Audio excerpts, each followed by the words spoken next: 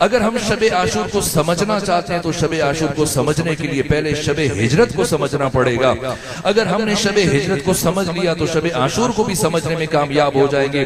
इसलिए कि जो रूह शबे हिजरत की है वही रूह शबे आशूर की है। जो कुछ शबे हिजरत में वाक़े हुआ वही शबे आशूर में हुआ। शबे हिजरत में क्या हुआ कुरान ने बयान किया। कोई हदीस नहीं कि मुसलमान कह दे ये मुज़ईफ है, इसका रावी सिका नहीं है, ये गैर मोतबर है, इसका मतलब ये ना, कुरान मजीद की आयत है। शबे हिजरत से मुतल्लिक परवरदिगार ने इन अल्फाज के साथ इस हकीकत को हमेशा के लिए महफूज किया।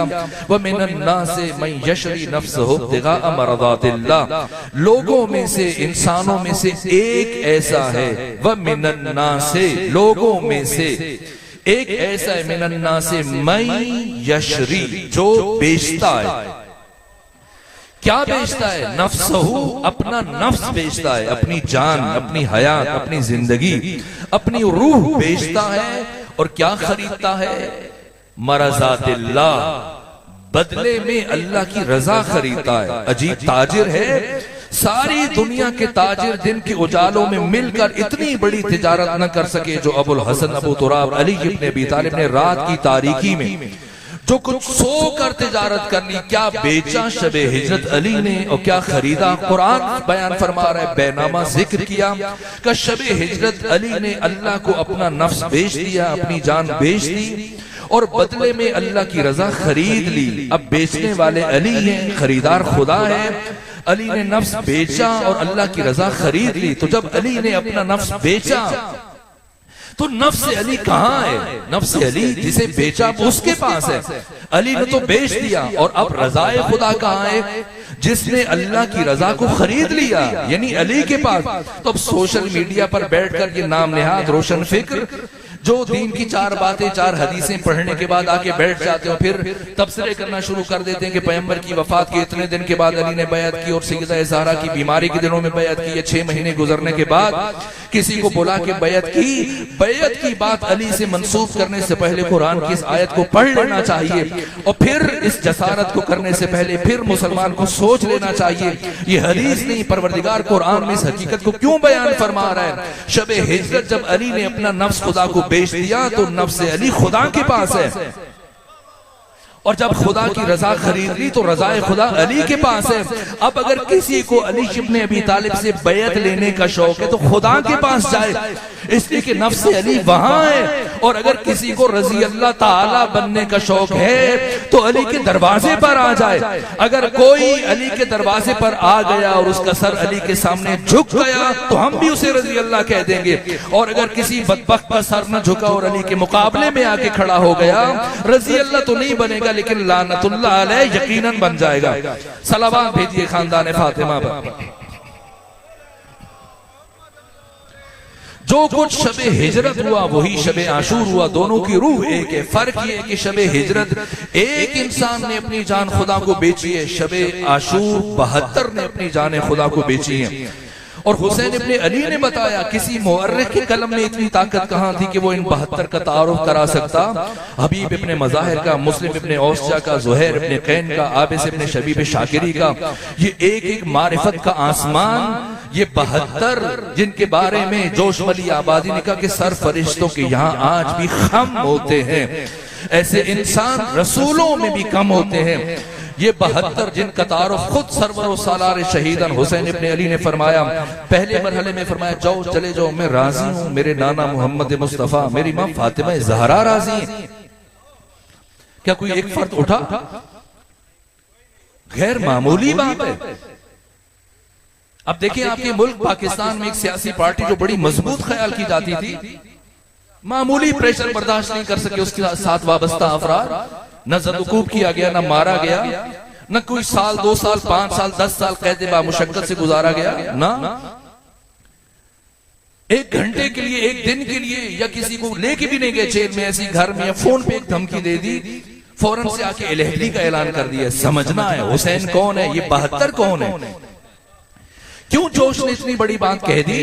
हुसैन इब्ने अली ने तारुफ करवाया, मुअर्रिख में दम नहीं था। फरमाया जाओ चले जाओ, मैं राजी हूं, मेरे नाना मोहम्मद मुस्तफा राजी हैं, मेरी मां फातिमा ज़हरा राजी है। कोई एक भी उठा? मुअर्रिख ये तहलील करता और ये लिख देता कि इसलिए नहीं उठ रहे थे कि सब इमाम हुसैन को वारिस जन्नत समझते थे, सरदार जन्नत समझते थे, इसलिए नहीं उठ रहे थे कि अगर उठे तो यकीनी जन्नत हाथ से निकल जाएगी। दूसरा जुमला इरशाद फरमाया, जाओ मैं तुम्हें जन्नत की जमानत देता हूं। फजलुर रहमान जब कोई मौलवी या 2 रकती मुल्ला जन्नत की जमानत दे रहा है, वारिस जन्नत, सरदार जन्नत, मालिक जन्नत हुसैन इब्ने अली जन्नत की बशारत दे रहे हैं। हमारा तायरे फिक्र जाके जन्नत के हुसूल पे रुक जाता है। इससे बढ़ के और क्या चाहिए? जब जन्नत मिल रही है और जान भी बच रही है तो चले जाएं। कोई उठा? कोई नहीं उठा। मुमकिन है मुअर्रिख की तहलील करे और लिखे कि इसलिए नहीं उठ रहे थे कि आंखों की शर्म माने थे कि इस रोशनी में दुश्मनों के दरमियान हुसैन को किस तरह से तन्हा छोड़ के चले जाएं।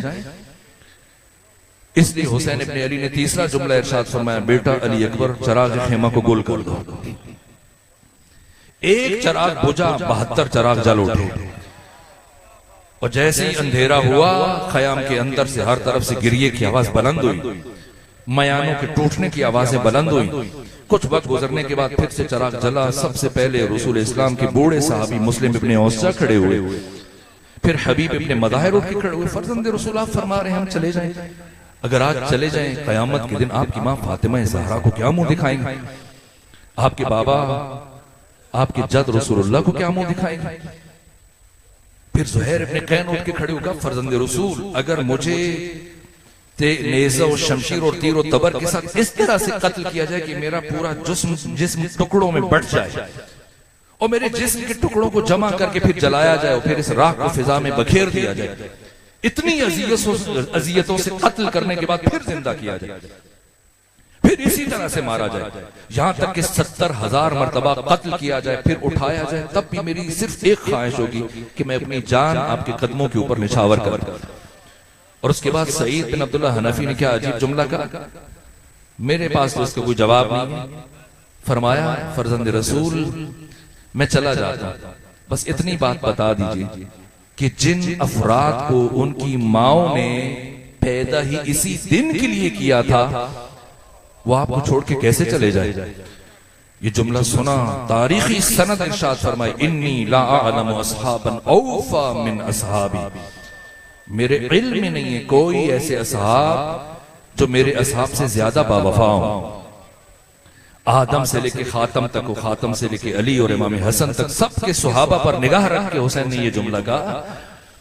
मैं जाहिर में बात फैला देता हूं, मुझे पता चला रात को बयान कर रहे थे दोस्त कि इसी मकाम पर इसी शहर में मरहूम अजहर हसन ज़ैदी साहब ने 35 साल या 30 साल पढ़ा एक जुमला कहूं ताकि उनकी रूह को भी इसका अज्र और सवाब पहुंचे। खूबसूरत जुमला है, किस तरह से समंदर को समेटते हैं कोसों में। किसी ने पूछा मरहूम अजहर हसन ज़ैदी से कि क्या फर्क है असहाबे रसूल में और असहाबे हुसैन में? कोई फर्क नहीं, कोई फर्क नहीं, बस एक फर्क। हाँ अजीब जवाब, एक फर्क। तो उसने ताज्जुब से पूछा, वो एक फर्क क्या है? कहा कि आओ और जाओ का फर्क है। क्या मैं समझा नहीं? का रसूल इस्लाम 83 जंगों में 9 साल बुलाते रहे, आओ, कोई नहीं आया। हुसैन सारी रात चराग बुझा के फरमाते रहे, जाओ, कोई नहीं उठा। ये 72 जिनकी मिसाल कहां अंबिया में मिले, एक एक किरदार, एक एक पहलू। बाकी अब जावियों को अब मैं नजरअंदाज कर रहा हूं। बात जहां पहुंची, इन 72 में से एक कौन है? सईद बिन अब्दुल्ला हनफी, वो सहाबी जिन्होंने 6,500 किलोमीटर का फासला तय किया। पहली मर्तबा 10 रमजान को कैस इब्न मुसाहर सैदावी के साथ अहले कूफा के खुतूत लेके मक्का पहुंचे। 4 दिन मक्का में इमाम हुसैन के मेहमान बने और 15 रमजान को मुस्लिम इब्ने अकील को अपने हमरा लेकर फिर मदीना गए। और मदीना में इमाम हुसैन की जिम्मेदारियों को और बताए हुए कामों को अंजाम देने के बाद फिर कूफा पहुंचे। 300 फरसख जाते हुए वापसी पे कम से कम 350 फरसख। और फिर तीसरी मर्तबा 11 ज़ीक़त को मुस्लिम इब्ने अकील का खत लेके गए दोबारा इमाम हुसैन के पास मक्का। और चौथी मर्तबा फिर मक्का से कूफा आए। ये 600 फरसख, 1200 फरसख, 6,500 किलोमीटर। ये आज का आरामदेह सफर नहीं। घोड़े की पुष्ट पर आपके जितने भी साथी थे सारे के सारे सहारा की सख्तियों को बर्दाश्त न कर सके, जहां बहक हो गए। सिर्फ सईद बिन अब्दुल्ला हनफी जिंदा रहे। अब कितने थके हुए, आप ज़ियारात से पलट के आते हैं, हज से या किसी दूसरे शहर से आते हैं, फिर चंद घंटों के लिए इंसान से बोला नहीं जा रहा होता है, उठा नहीं जाता, कहता है मैं इस्तिराहत करूं, सफर करके आऊं। इतना तवील तरीन घोड़े की पुष्ट पर सफर करने के बाद जब आशूर से करीब तर और क्या क्या ज़हमतें बर्दाश्त की, 3 दिन मुसलसल भूखे रहे, 3 दिन मुसलसल प्यासे रहे और शबे आशूर जाकर सारी रात इमाम हुसैन के ख़याम के गिर्द खंदक खोदते रहे। पिछली सिम पहाड़ी थी, 3 अतराफ में खतरा था कि इमाम हुसैन के जाने के बाद, उनकी शहादत के बाद कहीं से दुश्मन बीबियों पर अचानक हमलावर न हो जाए। 5 गज चौड़ी और 5 गज गहरी खंदक खोदी गई और जो रात का वक्त बचा, पिछले पहर सईद बिन अब्दुल्ला हनफी अपने बाकी साथियों के साथ जंगल से झाड़ियां काट कर और इस खंदक को झाड़ियों से भर दिया गया। और सैयद शुहदा जब रुखसत हुए थे आखिरी मौके पर, तो इन झाड़ियों को आग लगा दी ताकि दुश्मन अचानक ना आ सके, कुछ मोहलत मिल जाए, बीबियों को कुछ फुर्सत मिल जाए। इतने थके हुए, भूखे और प्यासे। अब रोज़ आशूर जब अबू सुमामा साइदी ने सैयद शुहदा की बारगाह में अर्ज किया, फरजंद रसूल जवाल हो रहा है, जी चाहते आज अपनी आखिरी नमाज आपकी इक्तिदा में पढ़ते हुए जाए। ये सुना इमाम हुसैन ने हाथ उठाए, फरमाया हशरकल्लाहु मिनल मुसल्लीन, अल्लाह तुझे नमाजियों में माशूर करे। फिर इमाम ने नमाज खौफ का एहतमाम किया। नमाज खौफ से कोई ना समझे कि हामिल नफ्स मुतमइन्ना हुसैन इब्न अली, जिनसे मुतल्लिक सैयद महदी बहरुल उलूम ने लिखा है कि जब आखिरी हमला अकेले जख्मी हुसैन ने आखिरी हमला किया तो 12 किलोमीटर मकाम जुल्किफ्ल तक दुश्मन को धकेलते हुए लेके चले गए और साराए करबला में अल अमान व अल अमान की आवाजें बुलंद हो रही थी। और फिर जब पलट गया तो दुश्मन में जुर्रत नहीं हो रही थी कि करीब आए। सैयद महदी बहरुल उलूम फरमाते, मेरे लिए ये तय करना बहुत मुश्किल है कि अली बड़े शुजा थे या हुसैन इब्न अली बड़े शुजा थे। मुमकिन नहीं कि तारीख इंसानी का इतना बड़ा शुजा हुसैन इब्न अली वो हालत खौफ में आए, हामिल नफ्स मुतमइन्ना। ये फिक़ही इस्तिलाह है। नमाज खौफ तब पढ़ी जाती है जब मुसलमानों के गिरोह की किसी काफिर गिरोह के साथ जंग हो। मौला मुत्तकिया ने 3 जंगें लड़ी हैं, जमल है, सिफीन है, नहरवान है, लेकिन नमाज खौफ अदा नहीं की। रोज़े आशूर इमाम हुसैन ने नमाज खौफ अदा करके दुश्मन के कुफ्र पर मोहरे तस्दीक सब कर दी कि खबरदार हुसैन के सामने आने वालों को कोई मुसलमान न लिखे कि मुसलमानों की जंग हो गई थी। नमाज खौफ का तरीका यह है कि पहली रकत इमाम पढ़ते हैं, आधे सिपाही इमाम के पीछे नमाज अदा करते हैं, बाकी आधे उनकी हिफाजत करते हैं। और इमाम एक रकत पढ़ने के बाद बैठ जाते हैं और बाकी जो मुक्तदी हैं वो एक रकत इमाम के साथ अदा करने के साथ फौरन खड़े हो जाते हैं, दूसरी रकत फुरादा पढ़ते हैं और जल्दी से दूसरी रकत पढ़ने के बाद फिर बैठते हैं। जैसी नमाज मुकम्मल करते हैं तो अब दूसरे सिपाही जो इनकी हिफाजत का फरीजा सर अंजाम दे रहे होते हैं वो आते हैं, जगह बदल जाती है। पहले वाले अब हिफाजत का फरीजा अंजाम देते हैं, वो नमाज के लिए आगे खड़े होते हैं और जैसे वो खड़े होते हैं इमाम उठ के दोबारा खड़े हो जाते हैं। अब इमाम अपनी दूसरी रकत पढ़ते हैं और बाद में आने वाली पहली रकत इमाम के साथ अदा करते हैं। इस तरह इनकी भी नमाज जमात के साथ अंजाम पा जाती है। ये नमाज खौफ है जो नमाज क़स्र की मानद पढ़ी जाती है। इस नमाज में 2 शख्सियतें इमाम हुसैन के सामने खड़ी थी बतौर खास, ताकि कोई तीर आप तक ना आए। बाकी असहाब दूसरे असहाब के सामने खड़े थे। 2 सहाबी, एक ज़ुहैर इब्न क़ैन, दूसरे सईद बिन अब्दुल्ला हनफी, ये 2 इमाम हुसैन के रूबरू खड़े थे और बिल्कुल जो सामने थे दुश्मन के लश्कर के और इमाम हुसैन के दरमियान ये सईद बिन अब्दुल्ला हनफी। जैसे ही इमाम हुसैन ने नमाज शुरू की, दुश्मन के लश्कर की तरफ तीरों की बारिश शुरू हो गई और तीर चलना शुरू हुए। 70 से ज्यादा तीर सर से लेके पांव तक सईद बिन अब्दुल्ला हनफी के जिस्म में पैवस्त हो गए। ये मक्तल निगारों ने लिखा है, एक तीर इंसान की मौत के लिए काफी। कितने तीर गले में लगे, कितने तीर पेशानी में नस्ब हो गए, कितने तीर सीने में लगे, लेकिन चट्टान की तरह खड़े हैं। एक तीर इंसान की मौत के लिए काफी है। फिर कैसे खड़े हैं? सिर्फ इश्क हुसैन में, मोहब्बत हुसैन में, कि अगर मैं गिर गया तो कोई तीर यूसुफ फातिमा को लग जाएगा।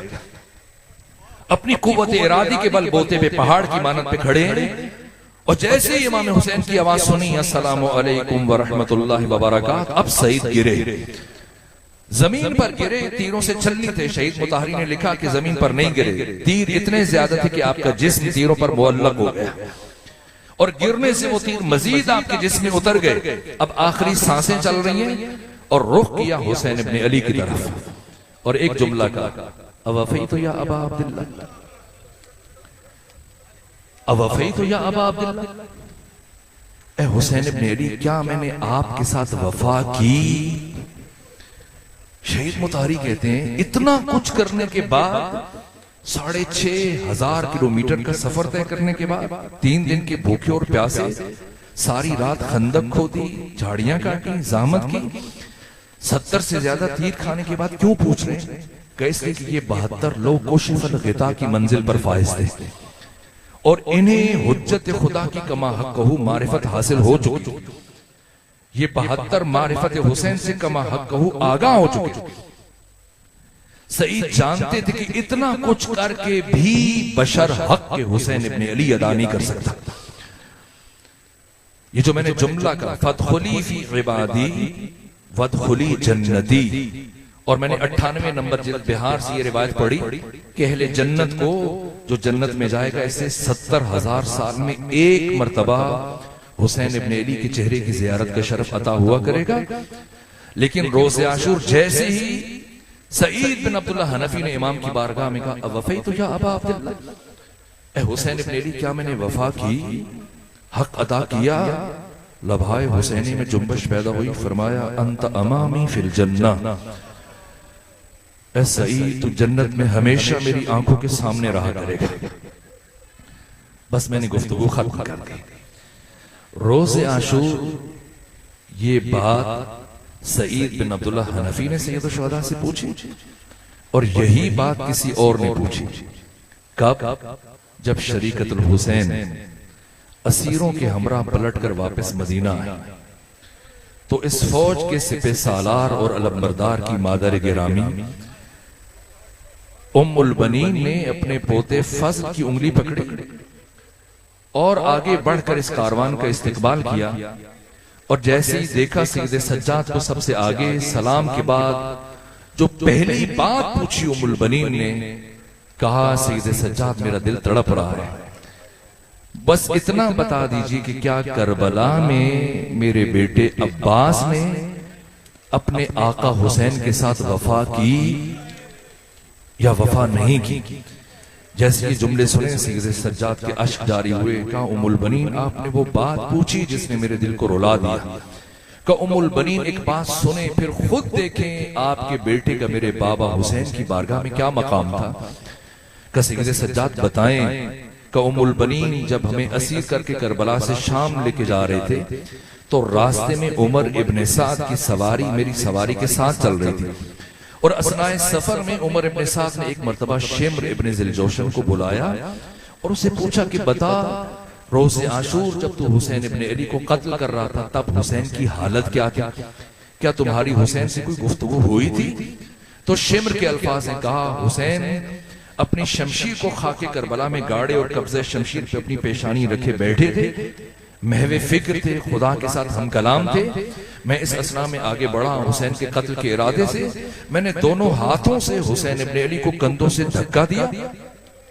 हुसैन पुश्त के बल जमीन पर गिरे और मैं जल्दी से आगे बढ़ा और हुसैन के कत्ल के इरादे से हुसैन के सीने पर सवार हो गया। हुसैन ने मुझे देखने की कोशिश की, लेकिन आंखों में खून जमा हो चुका था, मैं दिखाई नहीं दे रहा था। यहां तक कि हुसैन ने अपनी कुव्वत को जमा किया और अपनी आंखों से, उंगलियों से खून को साफ करने के बाद जब देखा कि मैं सीने पर सवार हूं, तो मुझसे कहा, ए शिम्र बड़ी ऊंची जगह पर बैठा है, ए शिम्र बड़ी बुलंद जगह पे बैठा है। ए शिम्र, मुझे अच्छी तरह से याद है बचपने में मेरे नाना मोहम्मद मुस्तफा जब मुझे अपनी गोद में बिठाकर मुझसे प्यार किया करते थे, तो मेरे कमीज के बटन खोल देते थे और मुझे सीने से चूमना शुरू करते थे और फिर गले तक मुझे बोसे देते जाते थे। और एक मर्तबा मेरे नाना ने मुझसे कहा था, ए हुसैन, तुझे कायनात का शकी तरीन फर्द कत्ल करेगा, जिसके चेहरे के ऊपर चीचक के दाग होंगे और जिसका कयाफा खिंजीर की मानंद होगा। कहा, ए उमर इब्ने साद, जैसे मैंने हुसैन के ये जुमले सुने, मुझे गुस्सा आया और मैं बर्दाश्त न कर सका। मैंने हुसैन की दाढ़ी को बाएं हाथ से पकड़ा और मैंने दाएं हाथ से हुसैन के रुखसार पर तमाचे मारना शुरू की। और इसी असना में हुसैन की एक बच्ची दौड़ती हुई खयाम से मक्तल तक पहुंच गई। और जब उसने अपने बाप को तमाचे खाते हुए देखा तो बाबा से लिपट गई और मुझसे कहने लगी कि मुझे मार लो, मेरे बाबा को ना मारो। यहां तक कि मैंने उस बच्ची को हटाया। ये बात मेरे लिए बहुत सख्त है कि शिम्र इब्न जिलजौशन ने दुख्तर हुसैन इब्न अली को कैसे अपने बाबा की लाश से अलग किया। लेकिन इसी असना में शिम्र इब्न जिलजौशन ने कहा कि जितनी देर में मैंने हुसैन की बच्ची को अलग किया, हुसैन ने अपनी कुव्वत को जमा किया और सर सजदे में रख दिया। अब जो हुसैन ने अपना सर सजदे में रखा तो ये जिक्र पढ़ना शुरू किया, रज़न बिक़ज़ाइक व तस्लीम लिअम्रिक ला मअबूद सिवाक या गयासल मुस्तगीसीन। यहां तक कि मैंने दूसरी ज़रब चलाई तो हुसैन ने दोबारा फिर यही जिक्र पढ़ा।